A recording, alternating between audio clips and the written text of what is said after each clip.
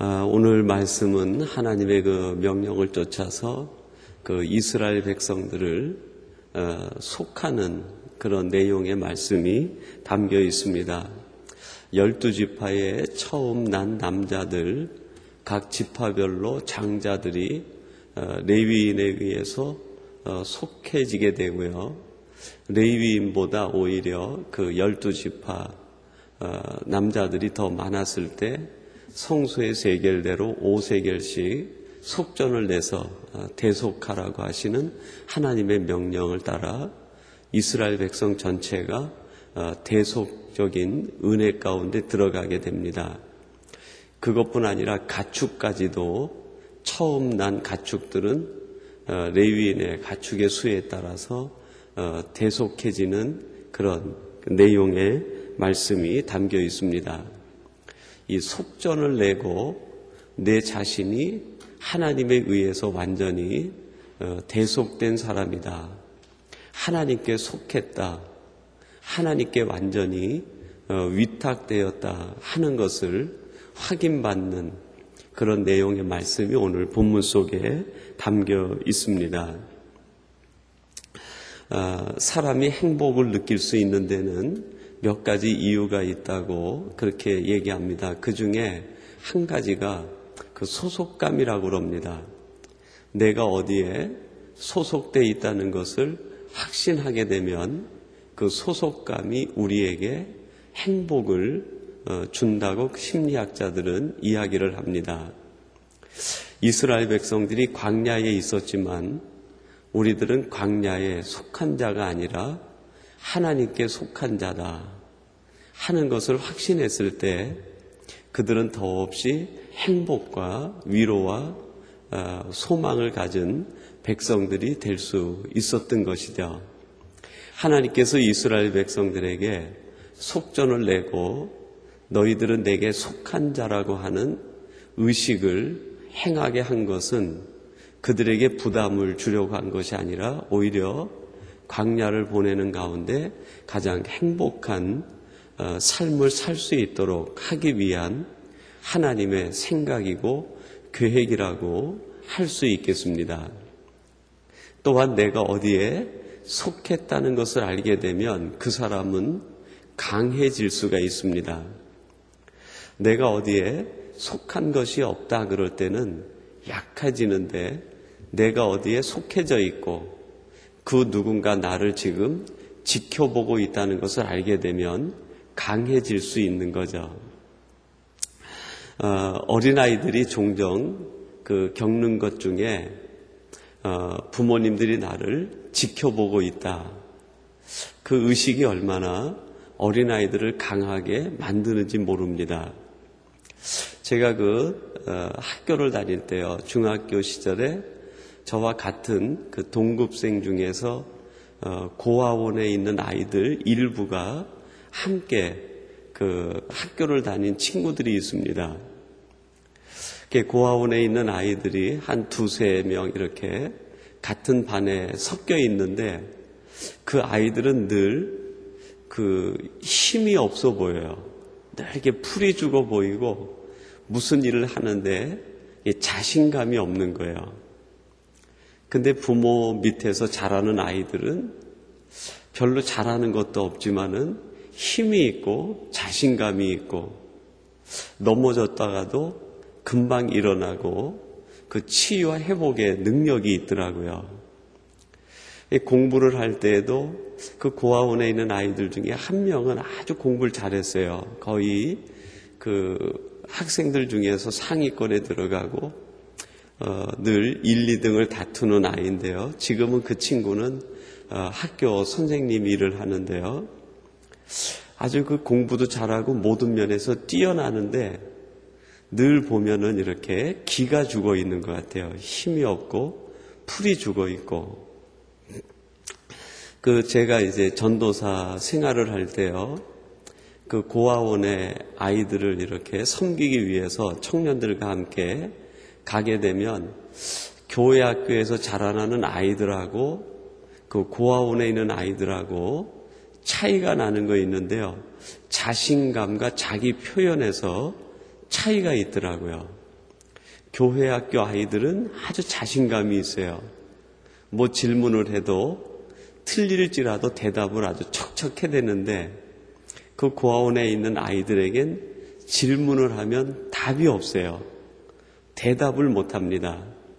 대답을 몰라서가 아니라 표현하기를 두려워하는 거예요. 그게 자기를 지키고 보호해주는, 자기를 지금도 뒤에서 함께 하고 있는 분이 없다라는 것을 느낄 때 아이들이 힘을 잃어버리고 있는 것이죠. 하나님께서 이스라엘 백성들을 대속해 주셨다라는 것을 이스라엘 백성들이 확신할 때 그들은 최강의 군대가 될 수 있는 것입니다. 하나님께서 나를 속해 주셨다 하는 것은 우리를 행복하게 만들고 우리를 세상에서 가장 강력한 하나님의 자녀로 만들어 준다는 것이죠. 슐라이 에르마어라는 분이 있는데 그분이 그런 얘기했습니다. 신앙이라는 것은 절대 의존의 감정이다. 신앙이란 무엇인가? 내가 오직 하나님께 모든 것을 맡깁니다 하는 절대 의존의 감정을 갖는 것이 신앙이다, 그런 이야기를 했습니다. 에밀 브룬너는요, 그 이성적인 측면을 강조하는 신학자였는데 이 이성과 계시 사이에서 에밀 브룬너가 신앙은 전적 위탁인 것이지 이성적인 결과는 아니다, 그런 표현을 했습니다. 신앙이란 무엇이냐? 이성적으로 계산해서 되는 것이 아니라 이성을 뛰어넘어 전적인 위탁을 하는 것이 신앙이다. 그것이 믿음이다. 그런 표현을 했습니다. 우리들이 하나님 앞에 우리의 삶을 맡길 때 우리는 행복해질 수 있습니다. 하나님을 절대적으로 의존할 때 우리는 강해질 수 있고 하나님께 우리 자신을 전적으로 위탁할 때 우리는 최강의 하나님의 사람이 될 수 있다는 것입니다. 하나님께서 이스라엘 백성들을 계수하시고 레위인들을 대신하여 그들을 속하게 하시고 심지어 그들의 가축까지도 하나님이 대신 속하게 하신 것은 내가 너희들 생명뿐 아니라 너희의 가축, 너희의 소유, 너희의 작은 것 하나까지도 이제 내 것으로 알고 내가 지키겠다고 하는 하나님의 결단과 하나님의 의지라고 할 수 있겠습니다. 이스라엘 백성들은 이제 자신의 결단과 의지에 따라 살아가는 사람들이 아니라 하나님의 의지 속에 보호받는 백성이 되었다는 것을 얘기하고 있는 것이죠. 여러분, 우리가 살아가는데 이 세상을 살아갈 때 우리 가정과 우리 자신을 나의 감정에 맡기고 나의 기술에 맡기고 나의 생활 수단에 맡긴다고 하면 우리의 삶이 얼마나 불안해지겠습니까? 근데 하나님 말씀하시기를 이제 내가 너의 생명, 너의 가족들, 그리고 너의 삶의 소유 모든 것을 나의 의지로, 나의 결단으로 지켜주고 보호해 주겠다는 보증과 약속의 말씀이 오늘의 말씀이라고 할 수 있겠습니다. 41절에 보면 이런 말씀을 들려주십니다. 나는 여호와라. 이스라엘 자손 중 모든 처음 난 자의 대신에 레위인을 내게 돌리고 또 이스라엘 자손의 가축 중 모든 처음 난 것의 대신에 레위인의 가축을 내게 돌리라 그랬습니다. 나는 여호와다.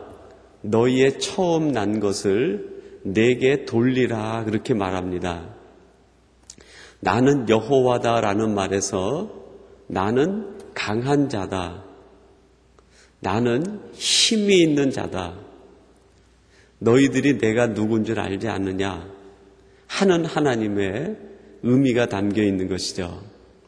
그리고 너는 그랬는데 너는 바로 인생이죠. 너는 얼마나 약한 인생인지 너는 그것을 알아라 하는 뜻이 담겨 있다고 할 수 있겠어요. 나는 강한 자요 창조주요, 나는 구원자요, 나는 요새요, 나는 피난처요, 나는 모든 것에 모든 것 되며 승리자가 되는데 너는 티끌 같고 너는 먼지 같고 너는 그릇같이 쉽게 부서지는 연약한 존재 아니냐. 이제 너는 너의 모든 것을 내게 돌리라. 그리하면 내가 너를 지켜주겠다라고 하는 하나님의 말씀이 이 본문 속에 담겨 있다고 할 수 있겠습니다. 그러면서 하나님이 처음 난 것, 즉 장자를 내게 돌리라 얘기합니다. 여러분, 씨족 사회에서 장자의 의미는요, 전부라는 의미가 담겨 있습니다. 단순히 첫 아이가 아니라 그것은 씨족 사회에서 전부를 의미하는 거죠. 그러니까 내 인생 전부를 내게 맡기라.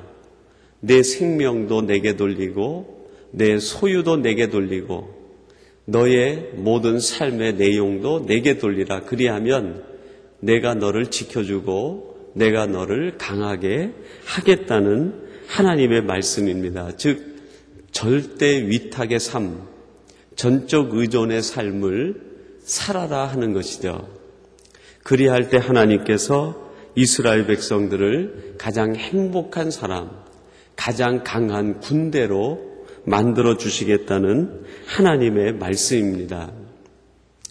하나님께서 이렇게 그 처음 난 것을 내게 돌리라 말씀하시는 그 뜻 속에는 이스라엘 백성들을 행복하게 하시고 강하게 하려는 하나님의 생각이 담겨 있다는 것입니다. 그러면 이스라엘 백성들은 구체적으로 그 처음 난 것을 맡기면서 무엇을 하나님 앞에 맡길 수 있었을까요? 첫째는 자신의 살고 죽음을 하나님 앞에 맡긴 것입니다.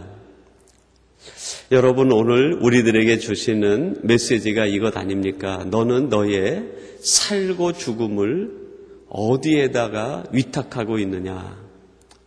오늘 살아가는 많은 현 세대의 사람들은 자신의 살고 죽음을 어떤 사람은 명예에다가, 어떤 사람은 정치에다가, 어떤 사람은 자기가 좋아하는 취미에다가, 어떤 사람은 자기가 가지고 있는 소유에다가 두는 경우가 얼마나 많습니까? 지난번 우리 곁을 떠났던 전직 대통령 한 사람은 자신의 살고 죽음을 어디에다 둔 것입니까? 결국 자기 이름 석자에다가 둔 것 아니겠습니까? 만약에 자신의 살고 죽음을 하나님께 두었다고 하면 인생을 그렇게 마무리하지는 않았을 것입니다. 여러분, 그것뿐입니까? 한간에 일어났던 수많은 연예인들의 자살 사건, 또 경제인들의 자살 사건, 유명 인사들의 스스로 목숨을 끊는 사건들을 보면서 그들은 생명을 왜 저기에다 두었을까 하는 생각을 우리들이 동일하게 하지 않았습니까? 하나님께 우리의 생명을 맡길 때, 살고 죽음을 하나님께 둘 때 세상 일로 인하여서 우리 앞에 당하는 일로 인해서 우리의 삶이 흔들리지 않게 된다는 것이죠. 에스더는 자신의 살고 죽음을 하나님께 두었습니다. 자기의 왕위에 두지 않고 황후라고 하는 명예에 두지 않고 자기 인생의 어떤 자기 눈에 보이는 가치에 두지 않고 하나님께 두었을 때 그 에스더를 통해서 가장 강력한 하나님의 역사가 일어날 수 있게 된 것이죠. 그리고 두 번째는 인생의 길과 방향을 하나님께 두라는 것입니다. 이제 이스라엘 백성들에게 하나님께서 한 가지 조건을 주신 것이 바로 구름이 떠오르면 진행하고 구름이 멈추면 그들이 멈추게 하는 것입니다.